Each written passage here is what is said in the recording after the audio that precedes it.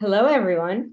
Thank you so much for joining us. I'm Brianne Rosner. I'm the director of SNAG, and I am so excited for this exhibition, for this virtual reception. I am so glad that you could join us. So I'll just take you a little bit through how this is going to work. We're gonna hear from each of the jurors, and then we have 21 of the 41 accepted artists will be joining us to share about their selected pieces. And then we will announce the award winners. And then at the end, we can, everybody can join, put your videos on and chat for a few minutes.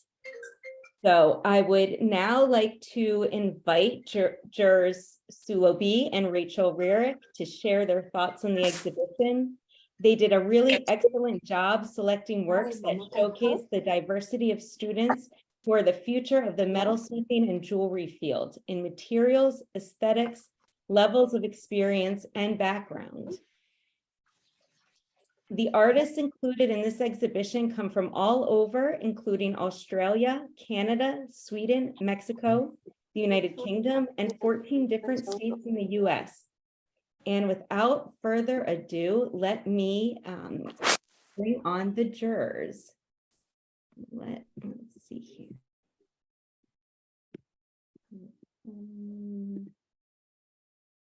All right, Sulo. Hello, everybody. My name is Sulo. There's lots of things I wish I could say all in this one moment, but I'm going to keep it short and brief so we can focus on the amazing students in this show. The selected work in this exhibition fills me with such excitement for the future and the diversity within the metalsmithing and adornment community. All of the work demonstrates a sense of breadth of both material and technique, showing the wave of new makers in the field that are striving to make change. I feel that each maker intertwined important subject matters into their craft, ranging from memory and family to identity, sexuality, gender identity, and contemporary politics in the world today. Each maker creatively found solutions to communicate with others and their viewers exactly what they are thinking, what they are feeling and experiencing in the world. And for me, that is so impactful in the form of adornment. All the work selected is well made, and it's challenging how we understand contemporary adornment. I am really proud to say that that the work in this exhibition is the future of our field. And with all of the work and the makers that we see today, there is not a singular approach to adornment or metalsmithing. And I just want to thank everybody that is here today. I want to thank the artists for sharing their stories. Some of them are deeply personal, and putting yourself out there like that is so amazing. And I just want to thank you and for everybody to continue to be who you are and keep making such incredible work. And also thank you for SNAG for having me. And thank you to everyone who applied. I'm going to hand it over to Rachel, who also will say some awesome words. Okay.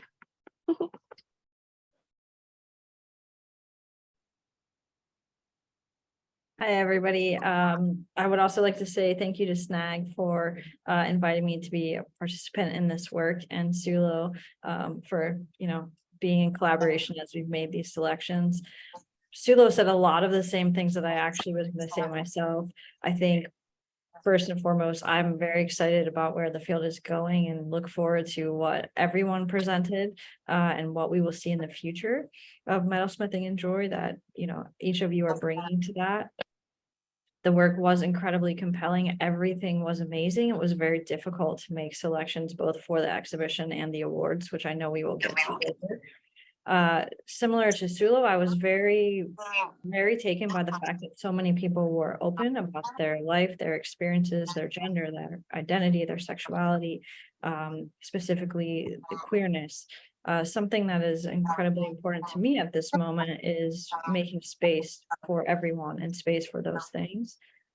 Some of the work that really I was taken by was specifically work by Louise that was talking about the fatigue towards masculinity, and really I think the same word that Sulo would have just used challenge. It challenges what is adornment, what it is to be exploring the body, what it is to be in relationship with an object. So that piece was incredibly interesting to me, as well as the weight of expectations by Haejin Kim. I hope I got that correct. So again, just that exploration of materials to convey a message in a way that you might, these two things were in kind of opposition to one another. So this really soft material kind of conveying this really heavy concept. So there's so much I could say about probably each of the works. It was really all phenomenal. So again, thank you for giving me the opportunity to be a part of this, to see the work. And I'd like to turn it over to each of you to be able to share this incredible work. Thank you, Rachel. So I'm going to advance our slides, and our first speaker is Atinuke Adeleke. Hi. Thank you for having me, and I appreciate the judges for including me in this exhibition.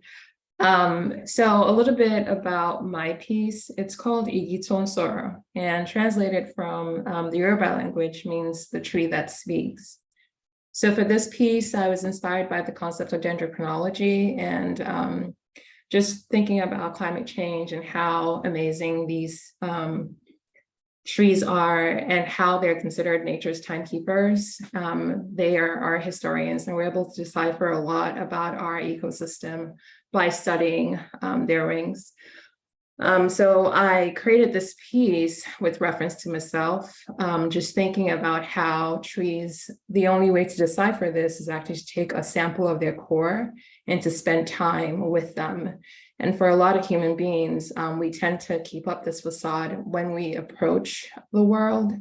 And a lot of times it takes us, taking a minute and actually spending time to understand people and the things that they've been through to fully grasp their whole story.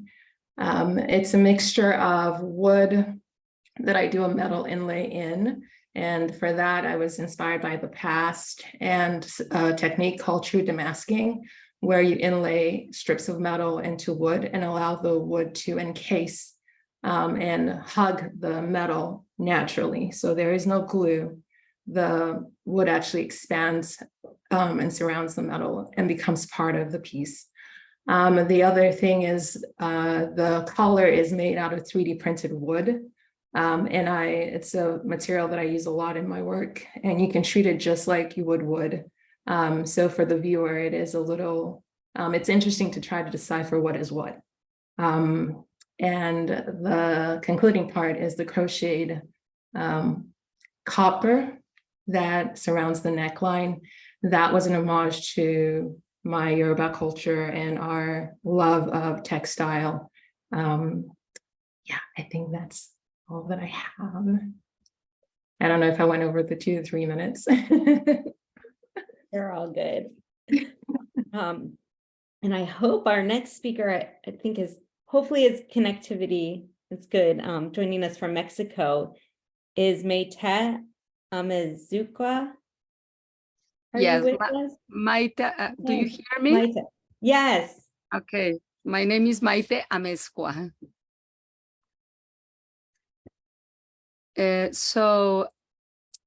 My piece is inspired in Coyoacán, and I would like to talk a little bit about the district of Coyoacán. And I would like to say that about a year ago began the celebrations of the 500th anniversary of the arrival of Hernán Cortés to Coyoacán, a town far away from Mexico, Tenochtitlan, the main center of the city of that time, but already very interesting for being a town already important for its famous artisans. To make my pieces, I made a tour of the old streets and neighborhoods that I know well, because I have lived there here for about 28 years. I saw its colors and architecture, its churches, museums, and crafts. It was too much information to synthesize. I realized that the materials I have been collecting from ancient wood were the ones that decided the theme and the interest that I have always had in in imagining that ancestral indigenous world and its spiritual tradition. Those pre-Hispanic temples were buried by hundreds of churches to evangelize the indigenous people and try to hide their traditions. These syncretisms has always defined us as Mexicans. The birth of Novo-Hispanic art reflected in those churches always surprises me, because I know that underneath hundreds of them, there are many indigenous temples that are also part of our roots, but cannot be seen today because they are covered by this other layer of life that was product of the conquest.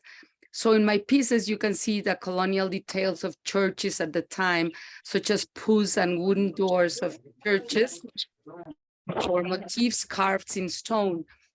I made an abstraction of those places that are visited today by hundreds of tourists, and I wanted to pay homage to that ancestral hidden world, that world which lies behind each piece, in which I carve pre-Hispanic motifs in metal in the other side of the brush, and that there were in these churches. I used liquid polymer clay and transferred it to fabric, making this composition with the wood.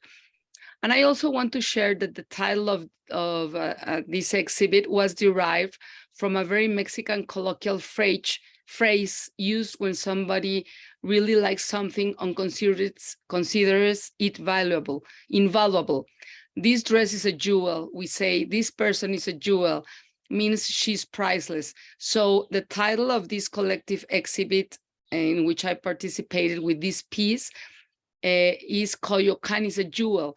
And it has this double meaning and fun meaning. And we were like a group of 16 Mexican jewelers that paid homage to the Coyoacán district. And that was the inspiration of my piece.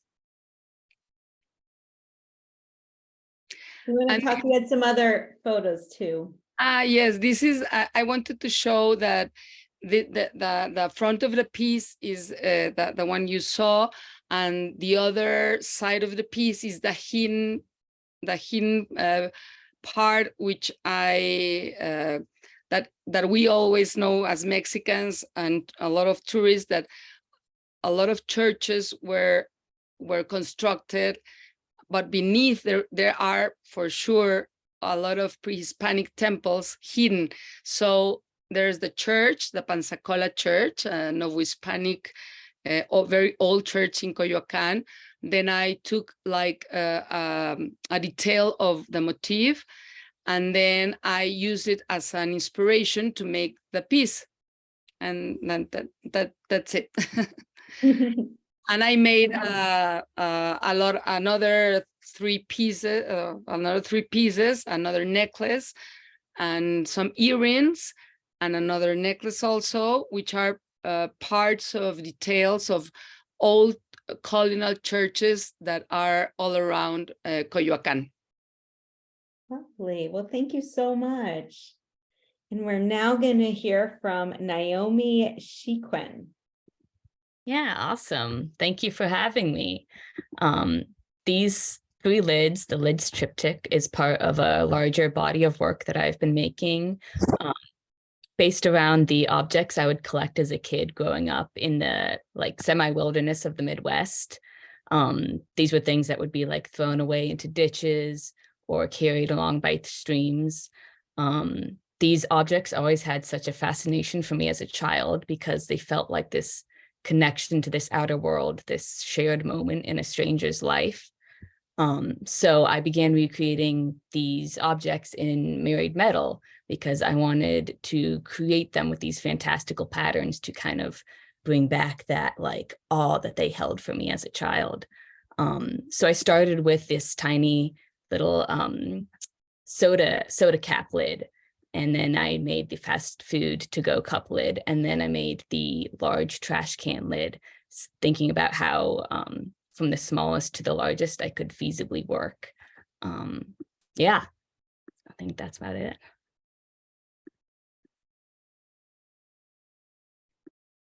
Awesome, thanks. And next is Jay Diamond. I also just want to thank the jurors for including me in this exhibition. Limp wrist is a bracelet that is part of an ongoing body of work in which I investigate the ways in which I adorn my own appearance as a means of pursuing gender euphoria. In my own appearance, or with reference to my own appearance, I very frequently use hair braiding and other means of protective styling as ways of feminizing my appearance and reinforcing my identity as a queer person, and finding a space for myself within my body as a person who is queer through the lens of my Blackness and Black through the lens of my queerness. In this body of work, I'm very interested in the braid and the hair extension as ways of adorning one's body and as materials that exist in a space between the body and ornament. With limp wrist in particular, I'm interested in the braid as adornment and jewelry as adornment, but I'm also interested in the way that gesture informs the appearance, in particular, the ways that people are perceived differently when their appearance includes a very classically effeminate limp wrist. And I'm interested in blurring the boundaries between gesture as appearance and as adornment, and hair as adornment, and jewelry as adornment, and sort of investigating the ways that those relate to one another and the ways that they exist in combination on the body. I think that is all I have to say. Awesome. And next is Agnes Harry Mills. Okay, hi. I'm so excited to be here. This piece is part of a body of work I did for my first solo exhibition. And after I moved here from Ghana, I suffered from imposter syndrome, and it was really hard on my creativity and my process. So I'm just going to read out my artist statement from this collection. So this body of work is inspired by my journey in a new country, the struggle between the desire to fit in and the need to stand out. These vessels are a representation of me and the questions I've asked myself. How do I do this? Am I still any good? Why did I even come here? Why is there an invisible standard I can't seem to meet? A war waged in my mind, and more than once I thought about going back. But one verse would not stop bugging me: treasure in earthen vessels. So I was challenged to look within and ask a different set of questions. What do I have and what can I do with it now? I began this journey using the electroforming method because of my love for working in wax. However, more than that, the more I worked, the hours spent on each piece became a meditative experience. The time that I spent speaking truth to myself, renewing my mind and shifting my focus as I layered on and took off wax to form my designs. My parents always taught me never to forget where I've come from. So the patterns I used are not my Nigerian Ghanaian heritage, a representation of the connections that have made me who I am today: family, friends, and communities. These pieces are finished using mainly heat coloring to make them look like earthen vessels in different shapes and sizes, and with a rather raw and unrefined finish. They remind me that I'm not perfect and do not need to be. I do not need to have control over everything. What I need is knowledge and understanding of what is in me in every season of my life, and that is more than enough. And because of that, I am more than enough. So the title of my exhibition was More Than Enough. Thank you. Thank you. And next we're going to hear from Sharzad Motalebi. Yeah, thank you so much. Hello, everyone. I am very glad to be here tonight with you. I made my notes, so I will read it out. So I decided to talk about both my inspiration and the process I follow when creating my piece. My main sort of inspiration is ancient Iranian art and architecture, and I'm also fascinated by mathematical art, which I believe mathematics plays a significant role in the history of Iranian art. To begin the creation of my artwork, I started with generating a singular shape serving as a fundamental element. Then I developed a system of connection and multiplication that I applied to the work. This approach of algorithmic thinking and creative process enabled me to explore countless unpredictable possibilities, often leading to exciting discoveries. Almost always I encounter a problem, whether it be technical or mechanical, that requires my attention and problem-solving skills. Generally speaking, I would describe myself as a designer who does not begin by sketching the final object, although I can sketch. Instead, I embrace the aspect of surprise, allowing algorithms or sometimes the characteristic of the chosen material to dictate the ultimate form. Rather than focusing on the end result, my creative process centered around the act of working itself. So I really enjoy the making part rather than the final object. What matters to me is maintain an ongoing dialogue with the material in order to fully leverage its unique characteristic. In this case, as I primarily work with fine silver, I invest enough time to extract the best qualities from it. That was pretty much it that I intended to share with you tonight. Thank you so much. Thank you. And next is Noor Salah. Yes, hi. Thank you so much for having me here tonight. For this project, I had to make a commemorative teapot, and therefore I didn't really know what to commemorate at first, and therefore I decided to let myself guide with my instinct through the process of making the things. I knew there was some elements I wanted to incorporate. Therefore, basically there was a spiral that I really needed to incorporate. It was a pattern that I've been using since the beginning of the semester. Afterwards, I really wanted it to float. Therefore, I made the spiral starting from the bottom corner, which basically transformed into a hurricane for me. The hurricane becomes waves and it becomes ripples the more you turn the teapot around. It even looks like a seashell, and therefore the whole thing was creamy as me to make it about the ocean. I decided to commemorate this one specific moment at the Pacific Ocean that I had when I was 20 years old.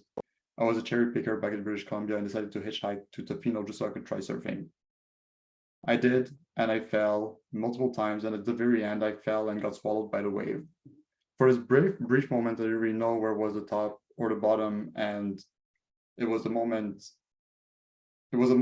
where I was just floating in the water, and this was the moment I wanted to represent through this teapot. I just wanted to represent this one brief moment where I was floating in the water without really knowing how to get out. The beginning of my growth. And therefore, yeah, that's it. Thank you. Thank you. Next, we'll hear from Mercedes Shebani. Hello, thank you for including me. My name is Mercedes, and I am an MFA student at Academy of Art University, San Francisco. As an immigrant, I have a passion for sharing the plight of those people whose journeys compromise their humanity. My works tells real stories with all emotion they entail. The piece I share with you today, it's called Inclusive Pride Armor, Breaking Gender Barriers.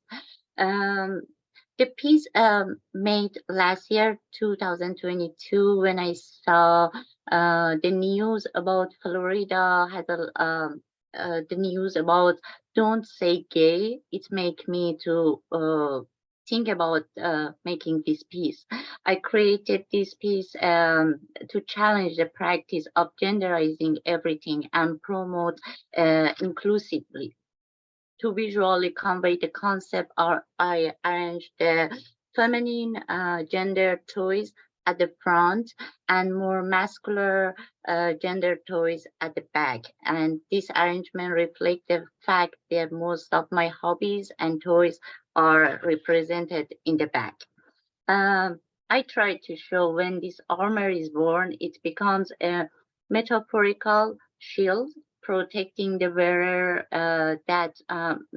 wearer and defending their freedom to make choices that align with their authentic selves. This piece made of silver, bronze, and denim. I inserted the pink and blue felt between the layers of denim. The design choice symbolized that most humans have hidden interests due to societal taboos. Overall, this piece represented the idea that when we wear our true selves proudly, we become like warriors adorned in armor, shielding us from judgment and enabling us to express ourselves freely. Once again, I want to express my gratitude for the opportunity to be in this meeting, and it's truly an honor to share this piece with you. I hope I can convey the message about how importance of breaking gender barriers and fostering inclusivity in our society. Thank you. Thank you.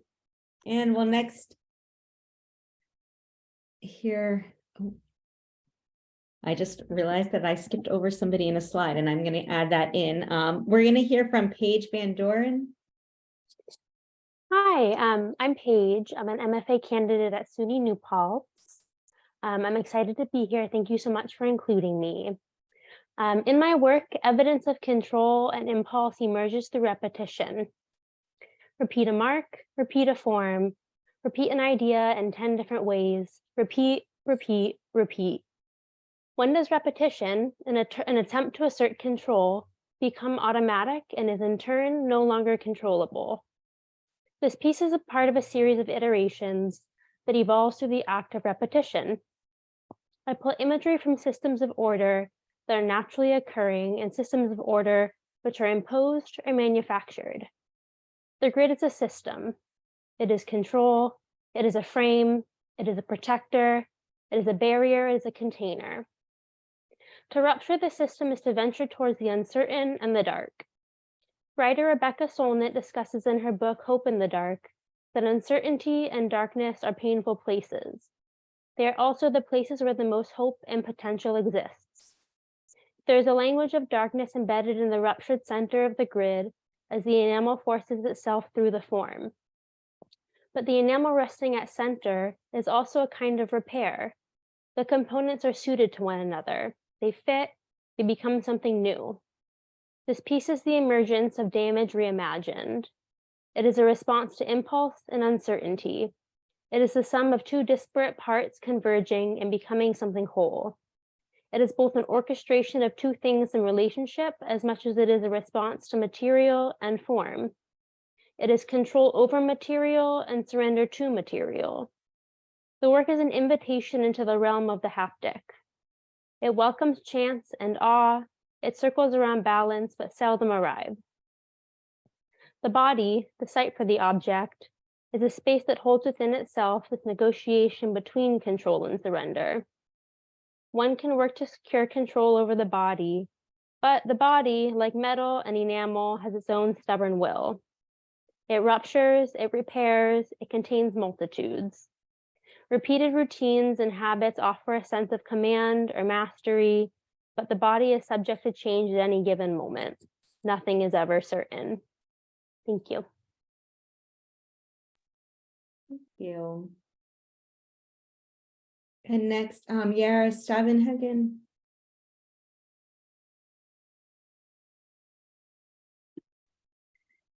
Hi, everyone. Let me tell you a little bit about the context of this piece. Time is a final element of a 5-piece body of work called Mulier that I created last year while studying a master's in contemporary jewelry design. This is the first collection I've created as a jewelry, but hopefully the first of many. The body of work is inspired by women and our ability to create life, our ability to nurture, transform ourselves, break apart, and be reborn. I wanted to capture the transformation of our bodies during a lifetime, representing the beauty and changes to which our bodies submit to, resembling a topographic map of our lives. This is my source of inspiration, power, and pride. For this brooch, titled Time, I wanted to represent old age and the passing of time on our mature skin. It resembles dry rivers that leave their trace on the ground, of life grazing death. I designed this piece in wax, trying to carefully define the bones and veins and wrinkles of the skin on our hands. It's made out of a solid silver plate, which represents the strength and malleability of women's bodies. I am truly grateful that my work was selected because this encourages me to keep moving forward and to continue exploring the source of inspiration. So thank you, SNAG, thank you, Sulo, and thank you, Rachel. Thank you. And next is Haijin Kim. Hello, my name is Haejin Kim, and thank you for including me in this exhibition. And I came from Korea and graduated from Pratt Jewelry Design major in this year. And this work is made up with wool felt and additional materials not included. And by using constant needlework, this form is quite heavy and solid. So traditionally, repetitive and labor-intensive work has been considered as practical household chores performed by women. So therefore, inversely, I used this method of work to strengthen my subject matter. Through my work, I tried to show the social expectation towards women and women's effort to break away from the more pretty and sacrificial figures. So I wanted to show how simple action that seem insignificant can have considerable effect when it's repeated. And using common and invaluable material, felt as a primary material. Thank you. Thank you. Next, Danielle Shum. Hi, everyone. My name is Danielle Shum. My pronouns are she, her, and I'm an undergraduate student at Indiana University. I'm entering my 3rd and final year and will graduate next spring with a BFA in metalsmithing and jewelry design. So metalsmithing and enamel have been an ideal medium for me to explore personal narratives and inspirations which I draw from nature and cultural experiences. I was born in Malaysia to Chinese parents, and when I was 5 years old, we moved to the United States. My work often talks about the struggles of being an Asian American and the feelings of not belonging to either community. So eventually, this investigation on feelings of foreignness led to my work last semester, which focused on identity and body dysmorphia, which is the feeling of discomfort within one's own body. Too often, I feel like a stranger in my body, and I felt the urge to explore the source of the dysmorphia. So I examined one of the biggest insecurities that I have, which is my scoliosis. And scoliosis is the abnormal curve of the spine and is not always visible from first glance. I've struggled with managing it since my early teens, and it has impacted my physical abilities, self-esteem, and body image. The brooch I created features cloisonne wire in the shape of my back. I used enamel to depict the fragility of body image and self-esteem. I ultimately wanted to create something beautiful out of a condition I've struggled with and a physical deformity which I hardly talked about or tried to ignore and hide. My metalwork has transformed my scoliosis from a source of body dysmorphia into a symbol of acceptance and vulnerability. The brooch scoliosis has had an unprecedented reception. I never anticipated that my story about a curved spine could resonate with so many people. The brooch has helped me personally overcome negative feelings about my scoliosis, but it continues to be a journey of self-acceptance. There's strength and power in acknowledging your vulnerabilities, and I hope that my work can help others discover the courage to be vulnerable, compassionate, and learn how to love yourself unconditionally. Thank you so much. Thank you. Brianna Strange. Hi, can you hear me? Yes. Okay, awesome. So this is my piece, Riches to Rags. It is hand woven from recycled plastic that was found. So my work revolves around how oppressive forces like the Catholic Church and our current government in the United States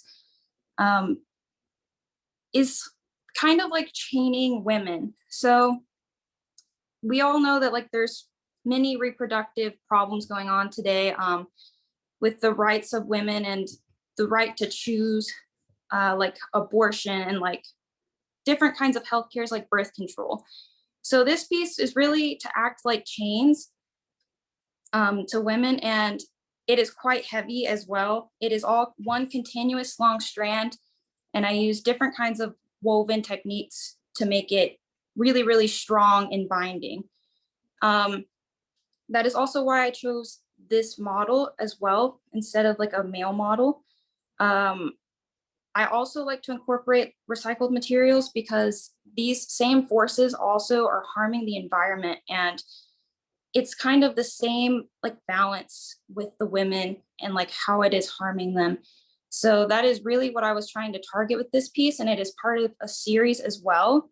I have made a couple of other pieces that also use recycled materials that talk about women's rights and how these forces are really like oppressing them and keeping them down and just chaining them. So thank you so much for this amazing opportunity. Thank you. And next, Paxton Jolin. Yeah, hi, that's me. This is my piece, Babyface Killer, or otherwise known as Talking in My Ear. This piece kind of came to me as a feeling of isolation in a crowded space. I live in Montana, and I don't have the greatest community of artists around me. I have a really small but strong community, and more and more I've just been feeling like I can't, be myself and say what I would like to say to anybody around me. But subsequently, I feel like I'm always surrounded by people and always in some sort of conversation or dialogue, but finding myself dissociated and not gravitated towards these people to really let myself out. And so I kind of put that into this work by creating faces behind your head that seem to communicate with one another. And then that is accompanied with this chain work and these steel forged daggers at the end, which pull you down and kind of give you this weight into yourself and into this secluded form. And then when you try to lift up to turn to the person next to you to talk, to look around, these daggers tend to go flying and spin out to the people around you. And it's just kind of a commentary on how our personal thoughts and our personal ideas and insecurities tend to be so transparent to the people around us, yet we don't tend to notice. Thank you. Thank you. And Hankuni Wei? Yes. Hi, can you hear me? Yes. Okay. Hi, everybody. I'm Han-Kun Wei. First of all, I want to express my gratitude to SNAG for giving me this opportunity to share my work with all of you. Fantasy and conjecture is about the feeling, imagination, and the curiosity about the unfamiliar space and world. It's a feeling that exists between the people and space or objects, or even between the people themselves. It's like the curiosity and the fear behind a locked door or the desire for a locked box. And when the lock is hidden, the key becomes a connection between the illusion and the reality. As the key itself changes, blurring its rule and function, the unknown complex the imagination. And at the same time, key serve as a way to keep the head the most precious corner of everyone's heart. Key play two roles. They're both elusive objects and a tool for self-protection. When I explore the key as an object, I instinctively divide it into three parts: the key ring, the key head, and the key body. The existence of the key ring is for the special identification, as a unique pendant always sparks my curiosity and attention. The key head with special design deepens the speculation and the conjecture about his particular key. And the only part that serves as a tool is the key body, as it determines whether this key can open a lock. Yeah, that's it. Thank you. Yeah, this what I'm talking about. I separate the three parts, and the key head, key body, and the key ring. Yes.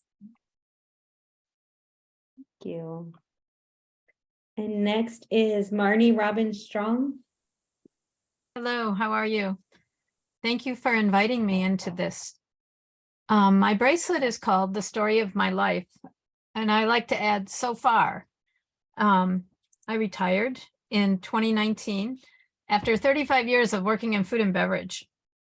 I enjoyed what I did as a caterer, and I paid my bills.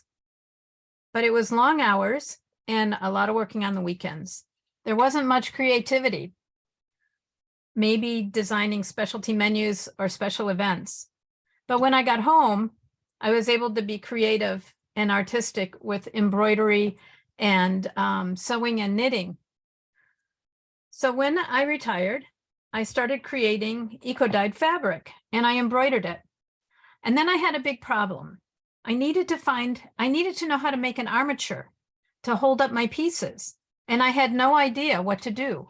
So I looked around and I found out that there was classes at the Fashion Institute of Technology, FIT, in Manhattan. And they taught jewelry making. And I thought, okay, I could do that. The first year, though, was a little difficult because of COVID. So we were remote. I live upstate New York. So I sat by my computer, just as you see me now, and did not learn anything about soldering or making armatures. But the second year was fabulous. And I learned so much, just wonderful. So the bracelet itself, I call it the story of my life because the green fabric is kind of like the color of money. And I worked so hard to make a living for so long, but I wasn't very creative. So I wanted to include little bits of creativity in the jewels that poke through the fabric. So there they are. The bracelet itself is made out of silver with bezel set stones. The back plate is cut from silver sheet. And then the armatures are hooked together with magnets. And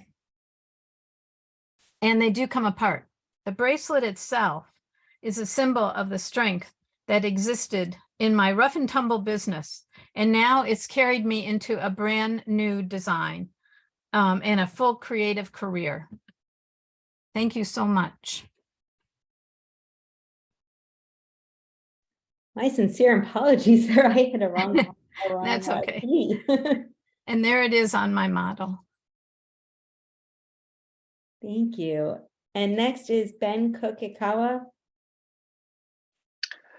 Hi, my name is Ben Kokikawa, and I just finished my first year in grad school at Indiana University. This is an urn titled Resting Place. In August, I lost my aunt to cancer, and the work became about dealing with grief. And in March of this year, I lost my dog to the same disease, and that's him. This piece became his resting place. The chromito copper mokume that's on top was gifted to me by my undergrad professor, and I spent about 4 years debating about what to do with it, and I finally hit a point where I knew how to honor this special piece of metal for a very special dog while I was processing grief. It's an unwelcome and very familiar friend at this point, but I feel very good about how this piece turned out, and thank you so much for including me in this exhibition. Thank you. Hi. Hi. I'm Amy. Thank you so much for having me today. This piece is the inspiration is from collage art and Cantonese subculture, which is showing my ethnicity. And I was so excited to let my culture being visible in the jewelry area. When I'm making these pieces, I have a really strong emotion of homesickness because the pandemic, and I haven't back home for 4 years. And so I have really strong feeling to putting the Cantonese thing in the pieces, and which is make me feel like my mom. So the middle object is the Chinese medicine plant. People used to put it in like soup, and it bring a really strong flavor. So when you close to these pieces, you can even smell the plant. And I actually make a whole set of these themes of jewelry, and it's an ongoing project.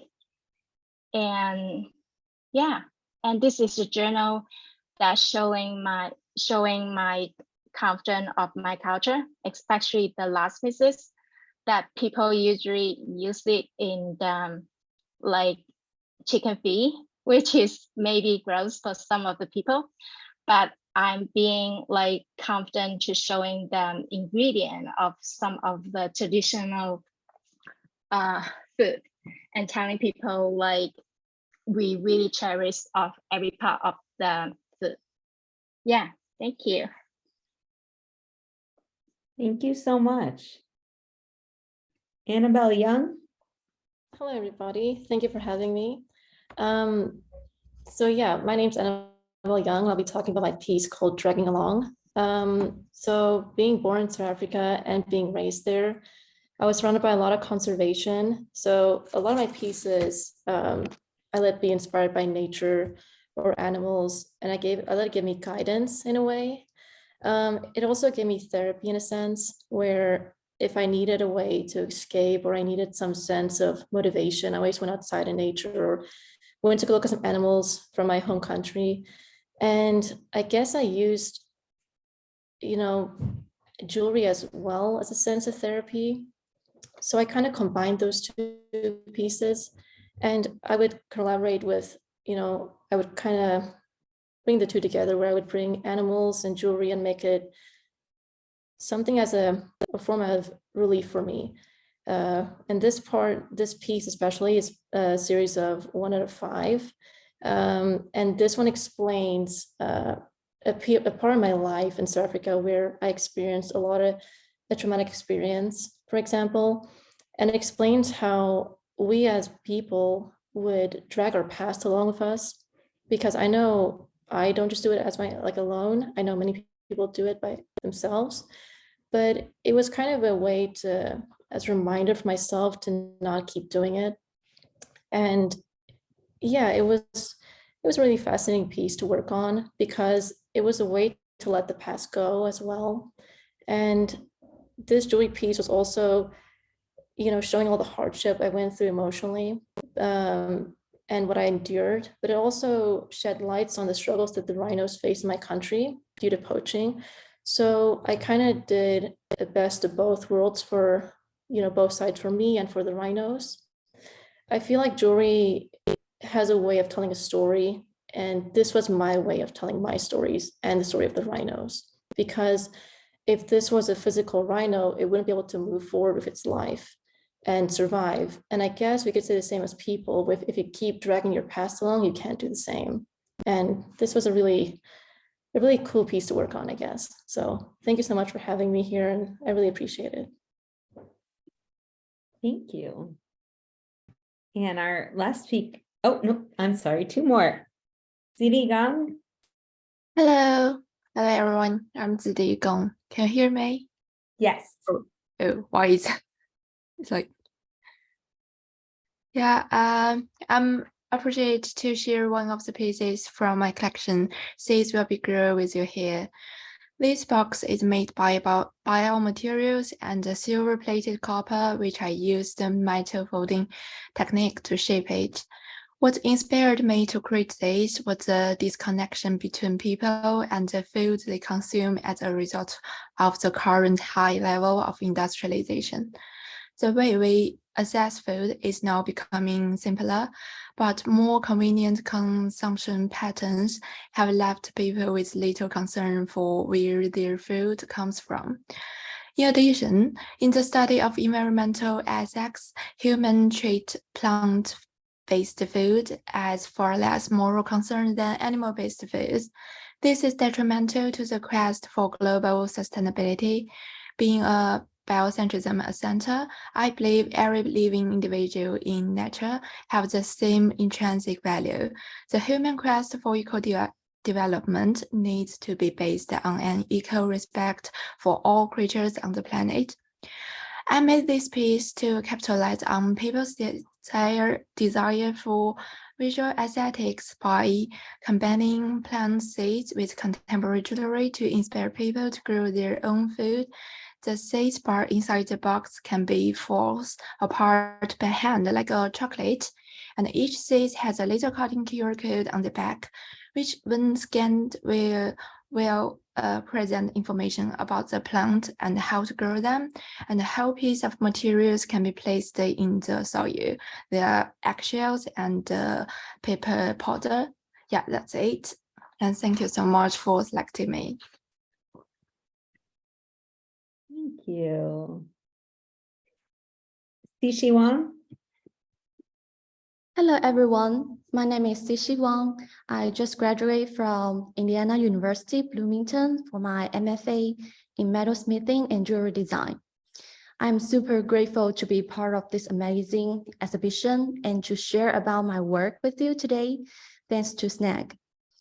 I just had my wisdom teeth removed today, so I might not look thrilled, but I truly am. Born and raised in China, I came here to the States in 2013 for a summer program. After taking my first metalsmithing class accidentally in North Carolina, I found my passion and continued it. Being an international student is great. I get to meet new people, eat different food, and explore everything. However, bicultural environments can be both interesting and stressful. For the piece Either and Neither, I was inspired by a question earlier this year. Someone in school came up to me and say, "Hey, Sishi, where are you from? I mean, where are you really from?" I said, "China." And he was very excited with his index finger pointing toward me. I knew it. I often feel like I am in a between situation. I'm not American, but also I am no longer 100% Chinese in some way. When I'm here in the States, people see me as a foreigner. When I go back home, people treat me as half American. They talk to me as, "This is how you American dress like? How can you still prefer rice instead of bread?" For this piece of work, I pierced the map and state flower of Indiana and North Carolina, where I spent the last 10 years. With my Chinese passport embedded it, I am expressing the complexity of belonging and identity. It also represents how I am struggling with switching between two cultures all the time, mentally and physically. With the way I displayed this piece, I am lacking a sense of security, and I wish to find a balance or a place to feel safe and belong in the future. I also wish my piece may give the group of foreigners some consolation to show them that you're not alone. Thank you. Thank you so much. That concludes all of our exhibitor presentations. Those were amazing. And I'm sure you're all excited for our next, or segue into our awards, which was, I know it was very challenging for the jurors to make these selections. I'm going to spotlight Adam. Adam is the chair of our exhibitions planning committee. He's a volunteer, as are all of our committee members, and I'm so thankful for all of them. And I have brought him on to announce the award winners. The jurors could not decide. It was very hard, so we decided to award 2 best in shows. So both of these recipients will get a quarter-page ad in Metalsmith magazine and a 1-year subscription to SNAG. Are we ready? Like a drum roll.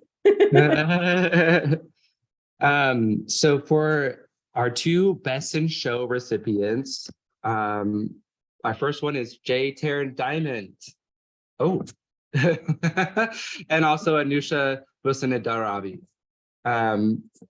We're just so excited to be presenting this to you, and we hope that the quarter-page ad and SNAG membership for the next year will be helpful to you on your journey as you move through academia and on to the next thing. Congratulations. Congratulations, you guys. And then our 2 honorable mention recipients are Louise Bravo Schulz and Sophia Sanchez. And that includes a 1-year membership to SNAG. Congratulations, you guys. And that's it. We will allow everybody to put your videos on. I will stop the screen share, and everyone can just show their faces, say hello, take a couple minutes. I don't know, whatever y'all want. Thank you all for joining. Thank you all so much. Thank you to all of the students who are many of you are graduates, but all of the artists who shared about their work. Thank you so much again to the jurors, Rachel and Sulo. Not an easy job. We really appreciate you. So thank you, everyone. And where's my